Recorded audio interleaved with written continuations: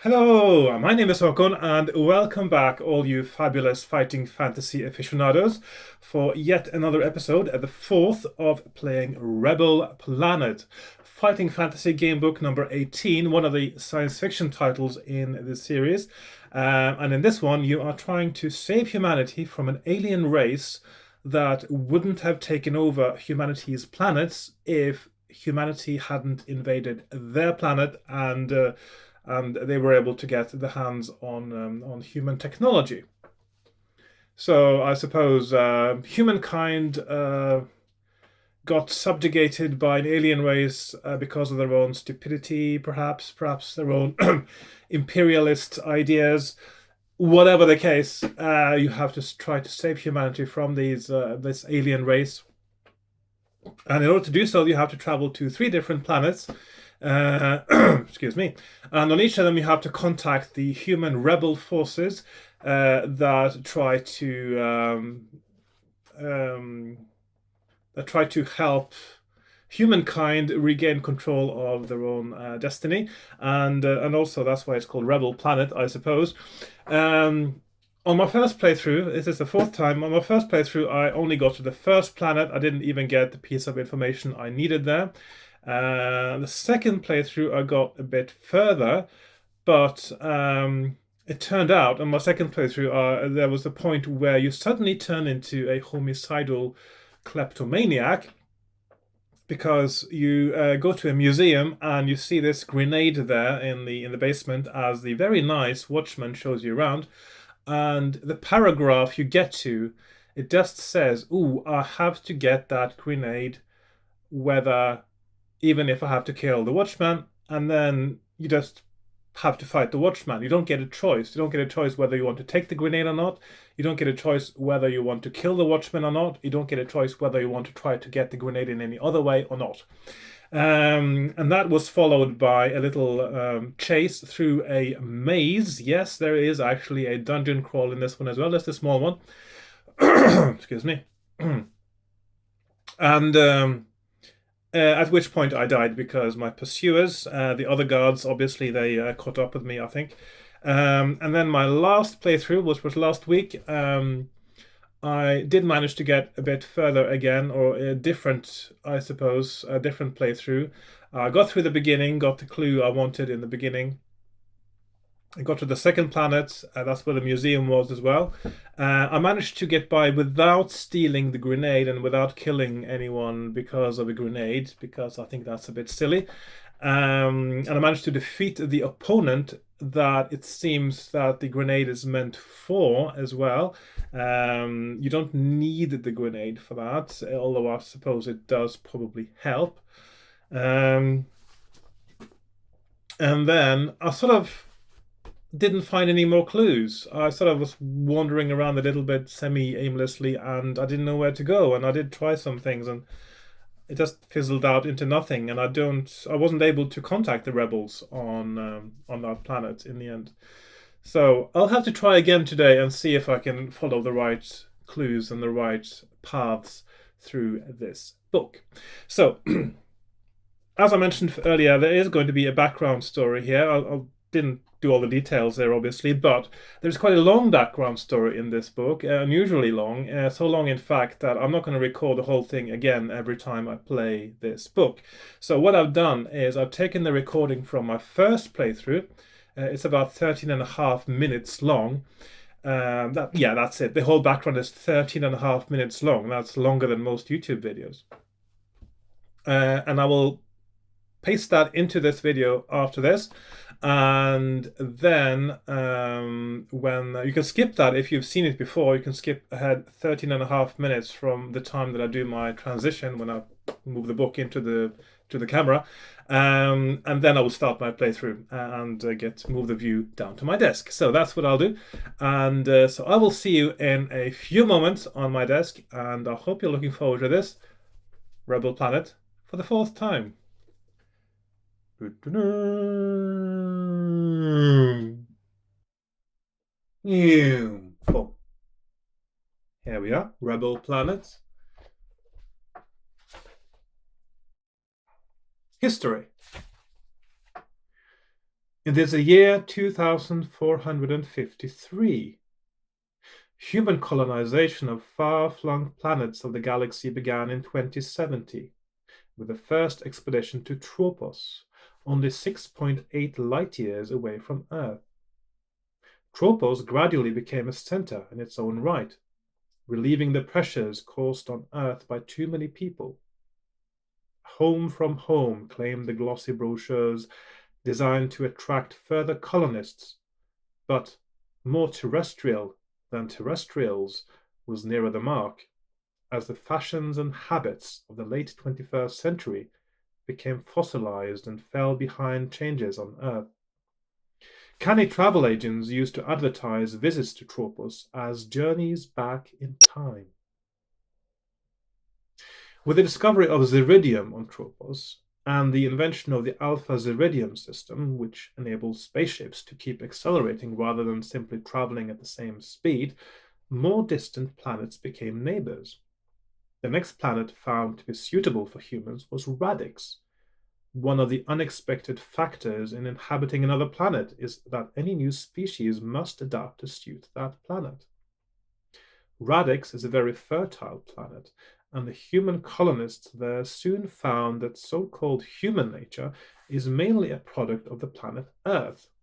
Life on Radix was so easy and luxurious that the colonists quickly settled into a way of living that, by Earth standards, was lazy and corrupt. There are very few planets in the galaxy that humans can inhabit. Even those which have the right atmosphere may be too hot or too cold, or have too much or too little gravity. Eventually, Halmuris was discovered, but not before several expeditions had been lost in the abyss of space. Conditions on Halmuris are bleak and bitter. It became mainly a home for scientists and explorers who were waiting to find and be sent to the next planet. Before long, they had found it. The first unmanned flights brought back pictures of a planet obscured by cloud, whose atmosphere, as revealed by spectral analysis, was a breathable but lighter version of Earth's. In their joy at the thought of getting off Halmuris, though some would remain as a sort of base camp, they gave the new planet the peaceful name of Arcadion. But what did the clouds hide?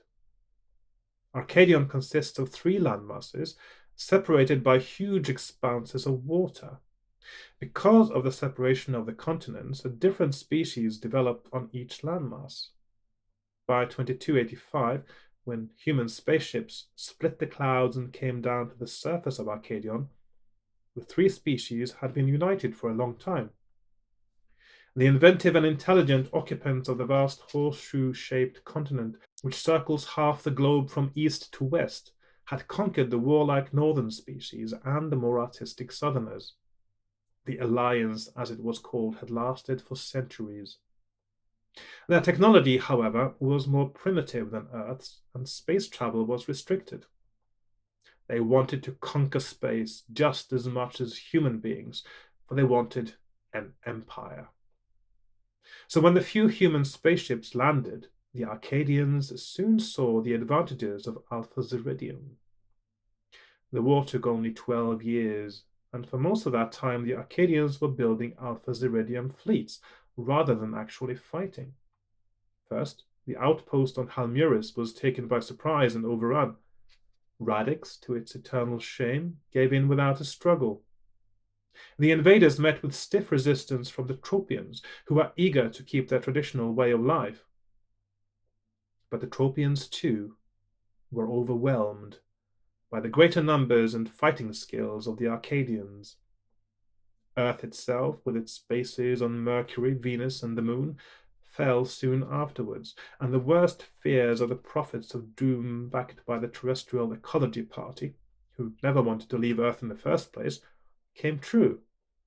Human beings became ruled by a galactic empire. The Arcadians were badly equipped to control an empire at first, but Arcadians are very adaptable. They built a massive organic computer on Arcadion. Binary is natural for the 2-fingered Arcadians. And implanted into the brain of every Arcadian a receiver, linked to the central organic complex by empathy, which had long been recognized to be the quickest form of communication. The Arcadians became like a hive or an ant colony. Each individual is a cell of a sprawling single entity, an entity which can control an empire with merciless efficiency. Arcadion, a peaceful name, but for 150 years it has been another word for tyranny. The only human word still spitefully allowed is the name of the planet. Esperanto was the common tongue of human beings, but now its use means instant death. Humans are slaves and are only kept alive to serve the aliens, and humans do not live for very long these days.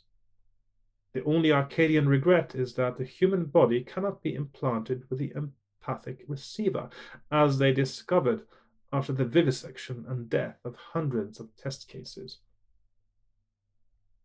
The Arcadians chose to submit their will to the central computer, but human will cannot be wiped out without death. The aliens can keep their power only through cruelty. But it has not gone unnoticed on Earth that the weakness, as well as the strength of the Arcadians, is that they rely on the computer. They no longer have any will of their own, so they would become zombies if the computer were destroyed.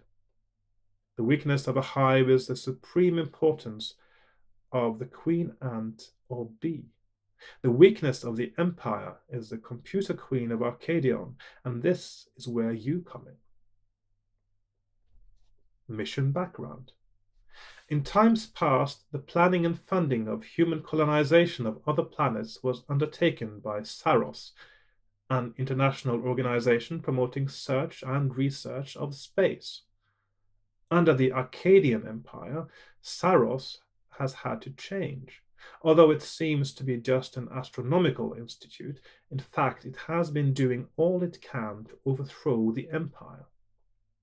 It quickly became clear that a full-scale military attack was out of the question, and that the only hope lay in a solo mission to destroy the central computer. Preparing for this mission has been a long and patient task, hindered by the fact that radio transmitters are still not allowed, and contact with the underground on other planets was difficult. But two factors make the time right now, or as right as it probably ever will be.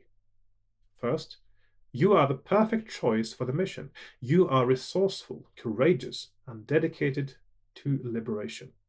You have been trained for many months in martial arts, and you have acquired a knowledge of those branches of science that could be at all useful. Finally, your cover is excellent. You will travel as a merchant. For the second factor is that humans are now allowed to travel in space again, though only as merchants to serve the Arcadians. You will be taking wheat from Earth to Tropos, Ziridium from Tropos to the authorities on Radix, luxury goods from Radix to Halmuris, and you have been instructed to take an important Arcadium from Halmuris to Arcadion. The other significant aspect of the lifting of the ban on space travel is that Saros has been able to send spies to gather information you need for your mission. The picture that emerged is still incomplete, because vital details were lost through traitors, some humans trying to please their masters in the hope of some crumbs of comfort or of living for a few extra months. This treachery has its good and its bad side. The good side is that now you know you will not automatically be able to trust every human you meet, because some may be helping the Arcadians. The bad side is that your mission must go ahead now, although the information is incomplete, before the Arcadians get wind of it. But the knowledge that did get through is crucial. The building that houses the Queen computer on Arcadion can be entered by using a numerical code of 9 binary digits. And the underground leaders on each planet may know something to help you discover what the number is. The missing details are who the underground leaders are. You only know code names at best, and of course what the digits are. That is why your cover has been arranged to allow you to stop on each planet. You must locate the rebel leaders and learn the digits. Then you must destroy the computer.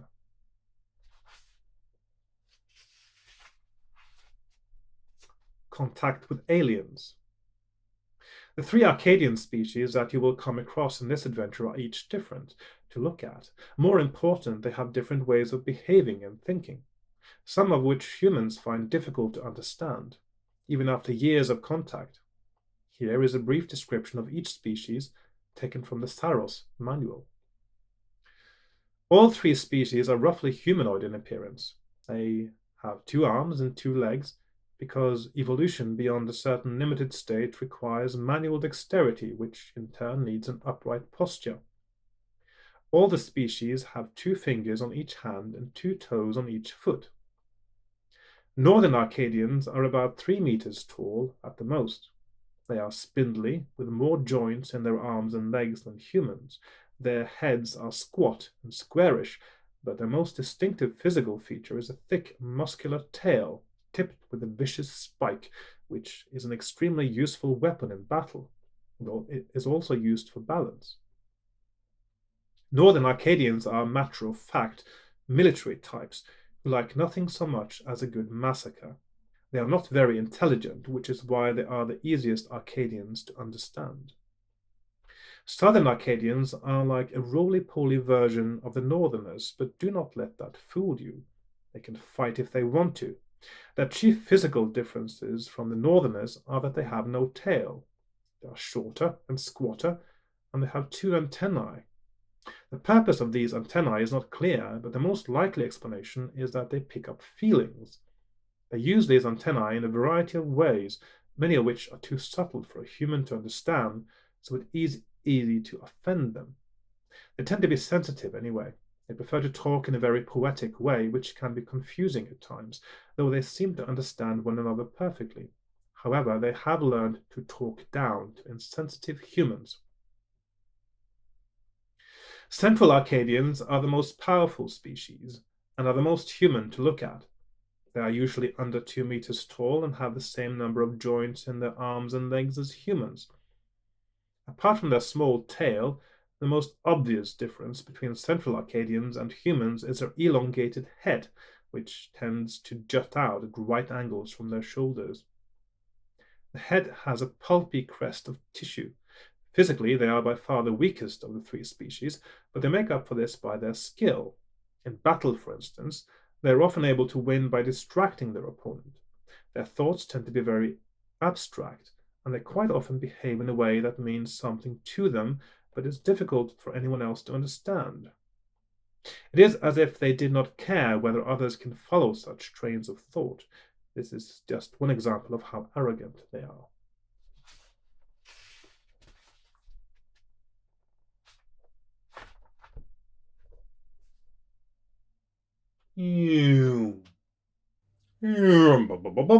Okay, here we are on my desk. I got my book, my nice cup of tea.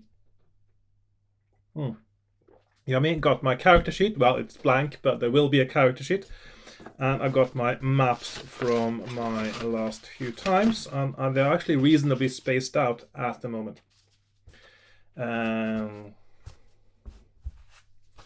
Right, so, and I found my blue pen as well. I couldn't find that last time. Right, so I got my colored pens. I'm not going to use my my Time Team pen today because when I do have a clicky pen, I have a tendency to click it every now and again. And the sound of that is not something you want to be listening to all the way through. I'm sure there are enough annoying noises being picked up by my really sensitive microphone already, especially my creaky chair. Because my chair, I can't make it creak now. Why can't I make it creak?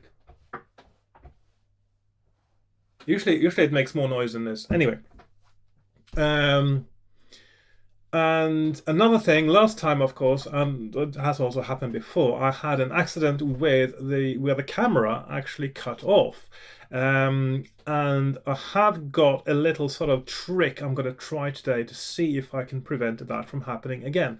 So what I've done now, I've got two web cameras, and one of them obviously is trained at me right now, but the other one is looking at the screen of my overhead camera, which means that I've got the view of my main camera, the overhead camera, on my screen just behind the camera here, so that I can just, at quite a quick glance, look up and see if it is recording and how long I've got left, instead of going like this, which is what I usually do. So it'll be a lot easier for me to sort of at a glance see what's going on without having to sort of disrupt my gameplay or sort of lose the flow.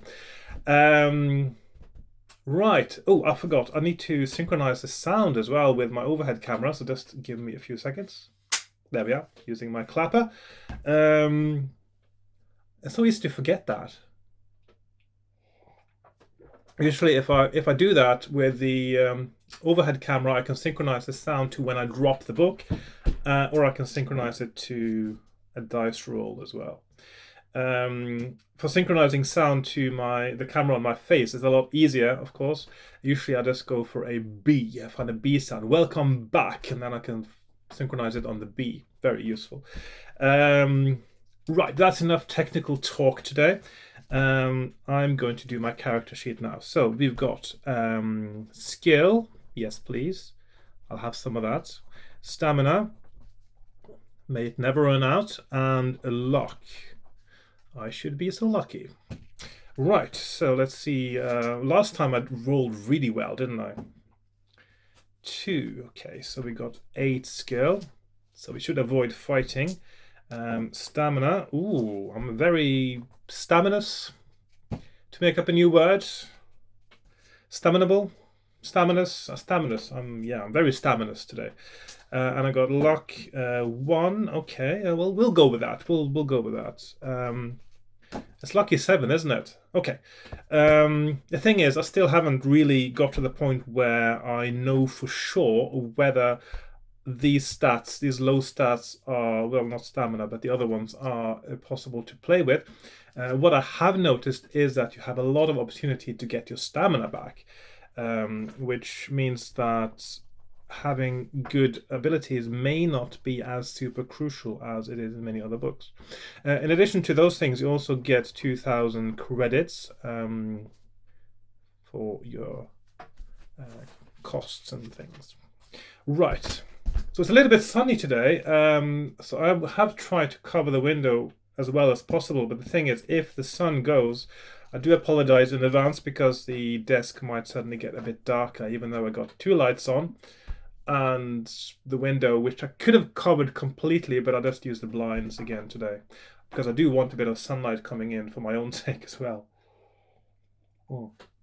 It's early morning after all, and it is getting a little bit more springy, so which is nice. Right, let's get started. Paragraph 1. You settle comfortably into the padded pilot seat of your spaceship, strap yourself in, and examine the instrument panel. This is remarkably simple, consisting mainly of a computer terminal and several screens. The mechanisms of the Alpha Ziridium system are hidden deep within the bowels of the craft, and there is no need for you to have anything to do with them. Even if something did go wrong, your robot engineers would soon sort it out. The ship's computer has been pre-programmed to take you to Tropos and land there. Now you ask the computer to check all life support systems throughout the ship. Within seconds, its tinny voice responds. Everything is functioning correctly. You contact base control to tell them you are ready. The ship's main support towers are towed away by massive robotrucks. You flick the switch, which activates the drive apparatus, and you're off. Within minutes, the ill effects of the first thrust required for takeoff die down, as you leave Earth's exosphere and enter the inky blackness of space. The gravity drags are automatically triggered so that gravity within the ship is kept the same as on Earth, allowing you and your robots to move about freely. You switch on the rearview screen to watch Earth getting smaller behind you. White cloud formations swirl and the sun glints off the northern ice cap. Though you have often seen this sight before on trips to Mercury and Venus, it never fails to excite you, and this time you feel homesick as well. Will you ever see Earth again? Your mission is so vital and so dangerous. Time passes. After a few hours, one of the screens flickers into life. The computer is alerting you to the presence of another spacecraft, which is keeping a constant distance away from you and seems to be shadowing you. Will you order the computer to take evasive action or continue on your way? And this is where I always continue on my way. Because my theory is, and the next paragraph also indicates that, is that if I take evasive action, I'm not behaving the way that a merchant ship is supposed to behave. I'm behaving suspiciously, and that will, of course, affect the course of events. So I am going to continue on my way. So I'm going to go to 398. Almost at 400 already. Pretty close.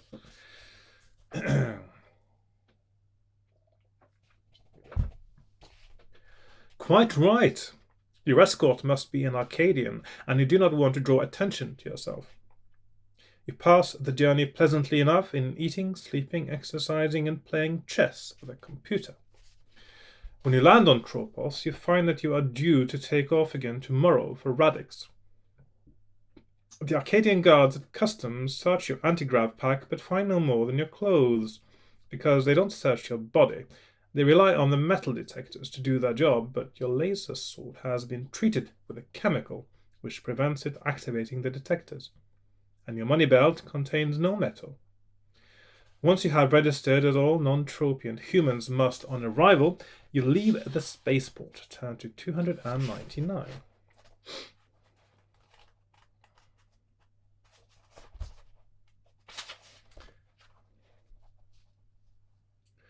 Once you are out of the spaceport, you have no problems finding a hover taxi. You climb in and instruct the microcomputer to take you... Microcomputer. People don't call it microcomputers anymore, do they? A micro, as they used to call it in Britain in the old days.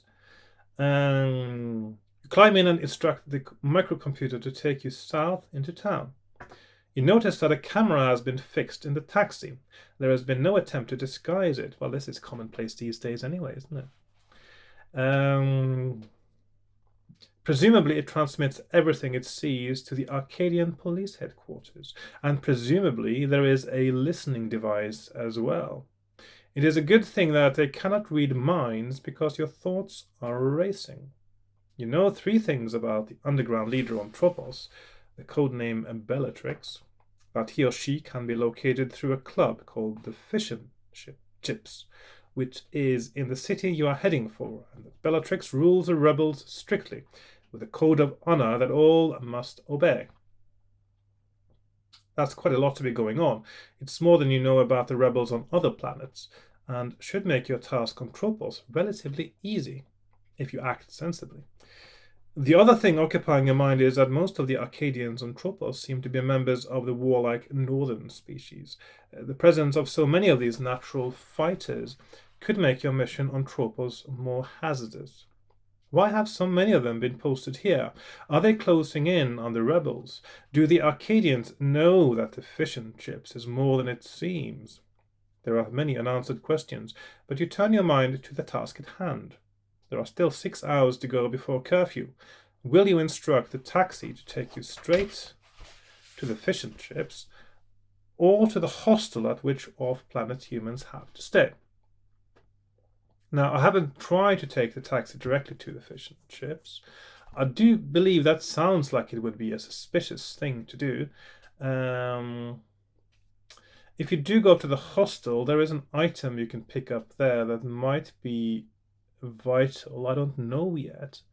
But I think I'll, for the sake of sort of completism, I guess. I suppose I should also try one time just to see what happens if you do take a taxi to the fish and chips. Um, so I'm going to take a taxi to the fish and chips today instead of going via the hostel. So I'm going to go to. I'm going to get in trouble for that probably, but I will try and see what happens. So new path on my map as I go to 176. Right. Oh, darn. A smooth voice from the computer says, So sorry, and taxis are not allowed in the city. Please keep troopers free of pollution. As you are terrestrial, I will take you to the hostel. Turn to 196, but subtract one duck point first. Okay, so that isn't even a possibility, and now I know that I shouldn't do that. So let's put a red marker there, -1 luck. Okay, so my poor luck is now even poorer. I've got a less than 50% chance of succeeding a luck roll. Okay. 196, yeah. Okay, so that is absolutely no point, and that means that is always going to be the right choice in that case. So I'll put that on my map. The hostel is a semi-derelict, flea-ridden building, and tropian fleas have to be seen to be believed.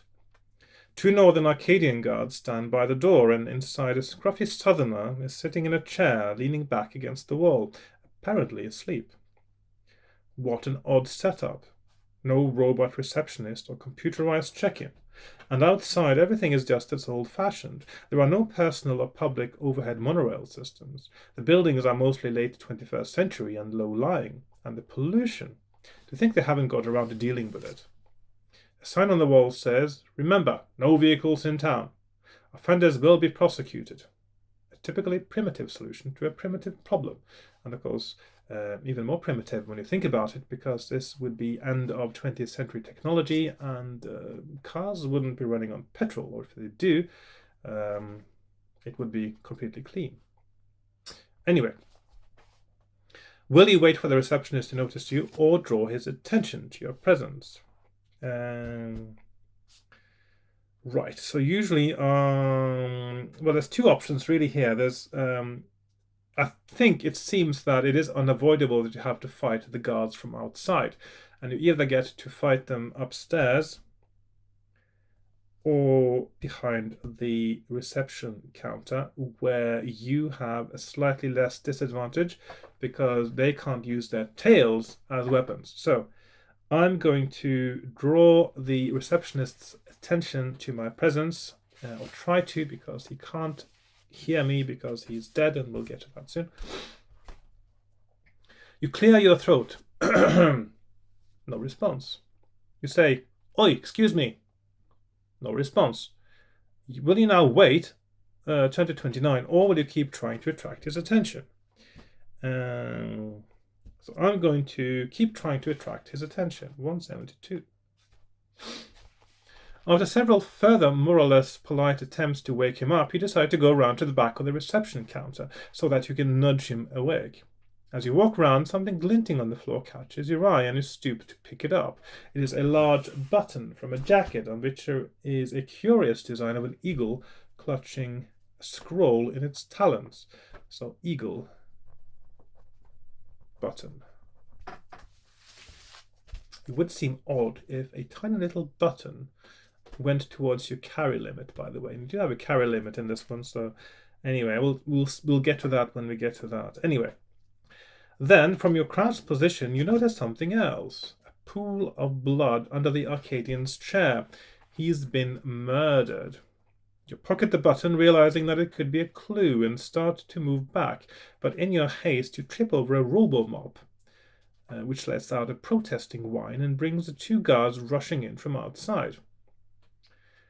"He's dead," you gasp. "But it wasn't, I mean, Murderer, says one of the guards. We've caught you red-handed.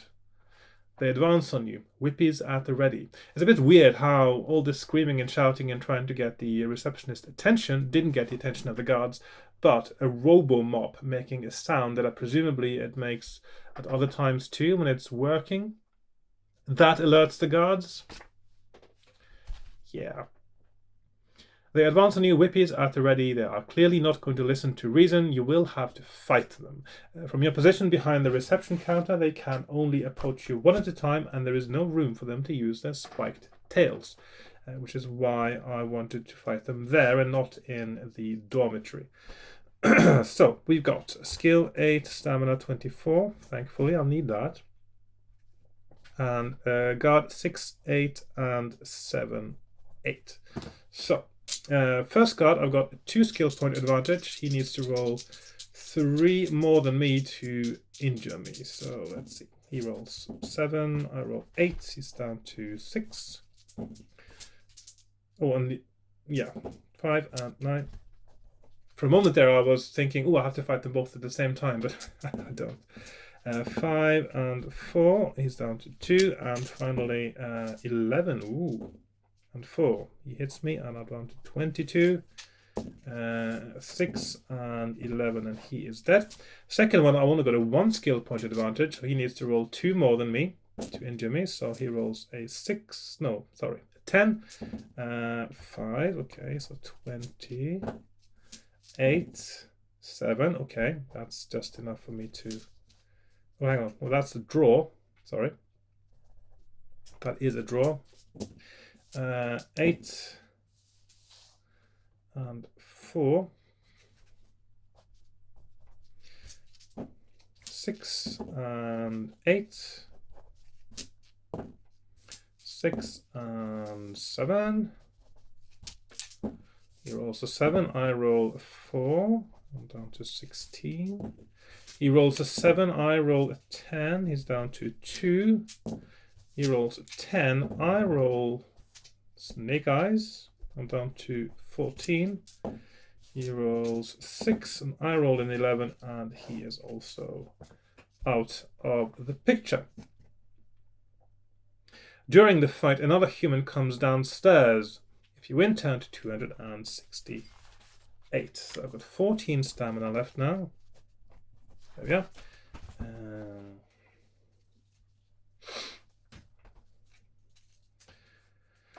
And I go to 268. Right. Bravo, cries the man, as you switch off your sword. But now we'd better get out of here. Come with me. Will you tell him you'd rather be left alone, or will you go with him?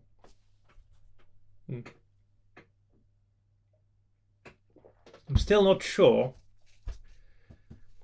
whether going with him is the best idea. I think maybe I want to not go with him because that gives me an opportunity to shop, which seems to at least offer me the option of buying some things that might be useful. I'm not sure yet because I still haven't got to the point where I'll need them, but at least you can shop for some things. So I will tell him I'd rather be left alone.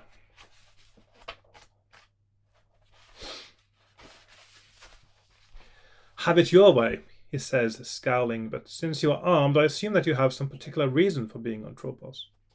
You refuse my help, but you may need help sometime. You thank him, but leave alone. Out on the street, you must get away as quickly as possible and find the fish and chips. You know that north heads out of town, so you turn south, turn to 99.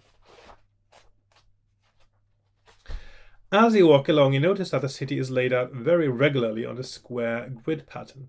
The hostel is at the north end of North 23 East 5 Street, and the next block south starts at the top of North 22 East 5 Street. The buildings are all very alike, except for the Temple of the Five Suns, which towers above the rest of the city and is a famous landmark. It is the center of the imperial religion on Tropos, the Five Suns being the sons of the planets of the Empire. After wandering along the main roads for quite a way, heading generally south and east, you realize that this is getting you nowhere fast. There is hardly likely to be a signpost saying fish and chips, third block on the left, rebels and spies, welcome. You're also getting tired and hungry. Reduce your stamina by 2 points. You decide you had better ask the way in a shop. But there are only 2 small shops around. The rest are automated hypermarkets. Will you ask at the grocer's or the hardware shop? I'm going to ask at the hardware shop. 382.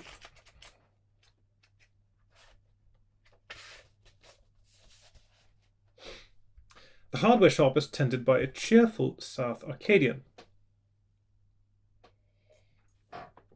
You decided you had better buy something, so that your request for directions will seem less abrupt. You find the items in the shop really old-fashioned. Hardware shops on Earth now stock only robots, and you cannot even imagine a use for some of them. You may buy any of the following, remembering, if necessary, the limit of 6 items in your pack. A Benello phosphate strobe, which produces an extremely bright wide beam in short bursts. A hand klaxon, a coil of nylon rope, a can of engine oil, or an automated personal massage and manicure robot. That sounds a bit useless, but as you hand over your money, etc. Okay, so I know that the rope is interesting because that's, well, at least, or it might be a red herring because it's one of the items that will potentially get confiscated at customs. So I'm going to buy the rope, which cost me 50. Okay, I'll just put the number there for now. Engine oil sounds useful. Engine oil 20.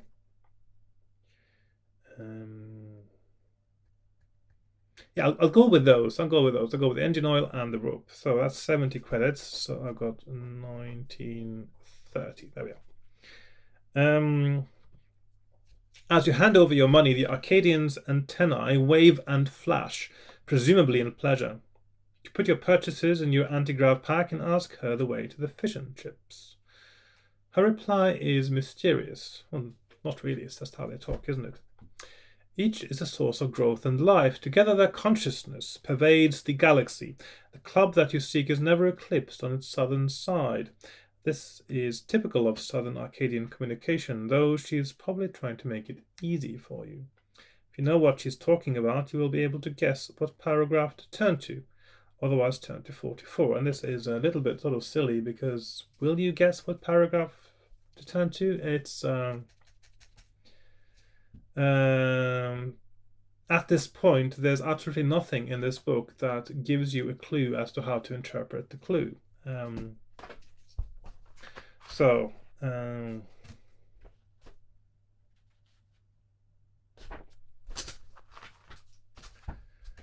that is the thing. So let's just find our map here.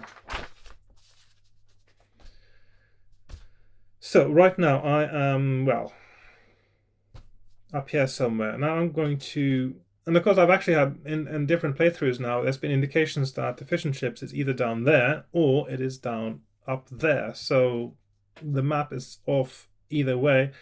Now, if you're supposed to know where to go, does that mean that you put together the address? So for instance, I know that the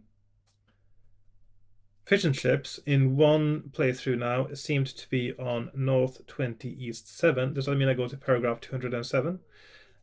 I'll have a little look and see. No, it's not. So, and another one, it said it was North 18 East 9, so that is 189. Let's just try that one as well. No, again, no. So I'm not sure what that's supposed to be. Maybe there was supposed to be a clue there that actually worked, but for some reason it didn't.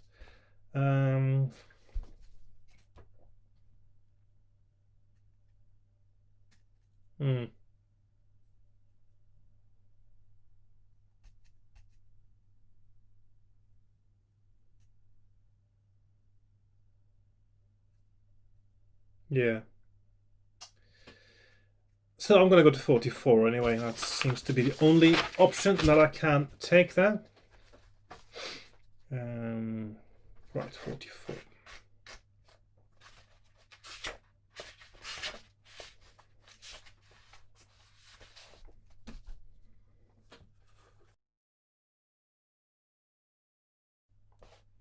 I'm sorry, I don't understand, you say. Oh, you humans, you're as insensitive as Glumfig. This is a variety of Arcadian snail. I mean that it is just north of the Temple of the Five Suns, idiot. And I almost forgot there's a 50% HAT, human added tax, on the items you bought. You don't believe her, she's obviously just making you pay for insulting her. But you cannot afford to cross her any further. Cross the right amount of money off your adventure sheet and lose 1 luck point too. Another luck point. This is not going to be a good day, is it? Okay, so and another 35 off, so 1,895 credits left. It is easy to find your way now, as a temple can be seen from the street. If you have not already done so, you pop into the grocer's shop, spending 20 credits on food, which replenishes your stamina by 4 points. I'm doing that. So I'm down to 1875 credits. And then turn to 204.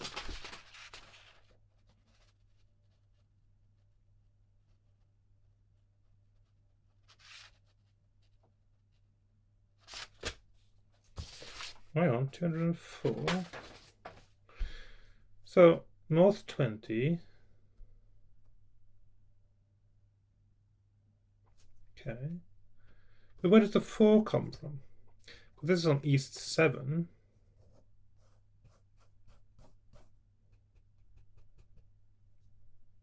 So was it meant to be 204? Seems to be meant to be the address of the fish and chips, but on the map it is on 207. Okay, so somebody was trying to do something clever with these with this map here and didn't really succeed, I think. Right. 204.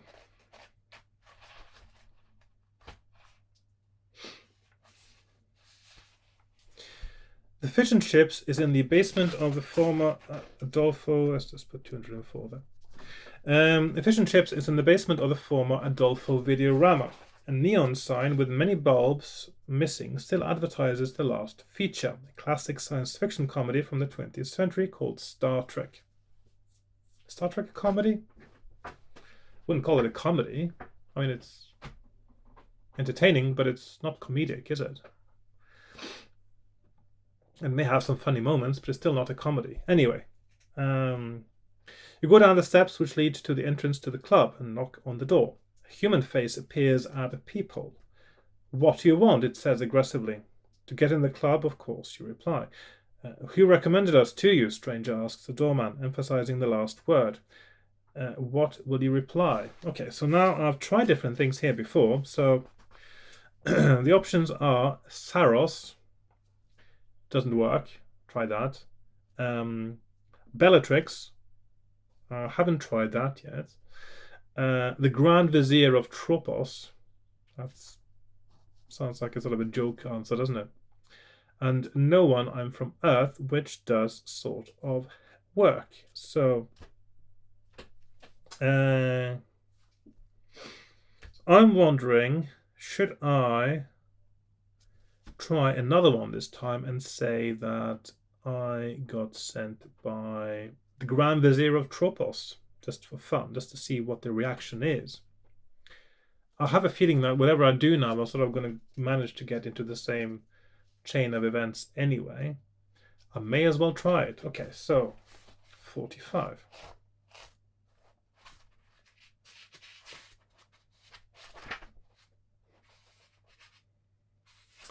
I don't know what your game is, says the doorman through the peephole, but you're not welcome here. He slams the peephole shut. Will you leave the club or draw your sword and smash the locks? You can draw your sword only if you still have it, of course. So that wasn't a good idea. Didn't expect it to be really. So that gives me... Oh, actually, it is actually a different option. Okay, so that gives me actually the option to smash the door, or So those two options, I've both seen those on a map before now, but these are different options to what happened last time, which is interesting. Anyway, so I'm going to leave the club, turn to 390. Because I still haven't seen that paragraph now. So given sort of in the text, you're given the same options if you tell them that you're from Saros, but the paragraph number you're sent to is different if you just leave. If you smash the door, the same thing happens. So, you go back to the hostel and spend a restless night. The fleas and the snores of your dormitory companions prevent you from sleeping. In the morning you return to the fish and chips, only to find a smoking ruin where the Adolfo once stood in all its mock Venusian glory. A passerby tells you that there was a heavy Arcadian raid on the premises last night. You have failed to make contact with Bellatrix. Your mission has failed. Return to Earth to start again. Yeah. Okay. That is interesting. The end. Okay. The end. So basically, if you say that you're from the Grand Vizier of Tropos and you choose Pergo, yeah, okay, that is the shortest playthrough I've done on this book. Actually, it's shorter than the other one. That's interesting. Okay. Well, it's a bit shorter than usually I would leave it at, but the thing is that I do not really feel compelled to drag on this time because my stats aren't that good either. So I was bound to reach a sticky end sooner or later anyway. So anyway, I still enjoyed playing it this time. I tried a few new options with mixed success, usually with no success whatsoever, and usually usually with losing luck as well. So yeah.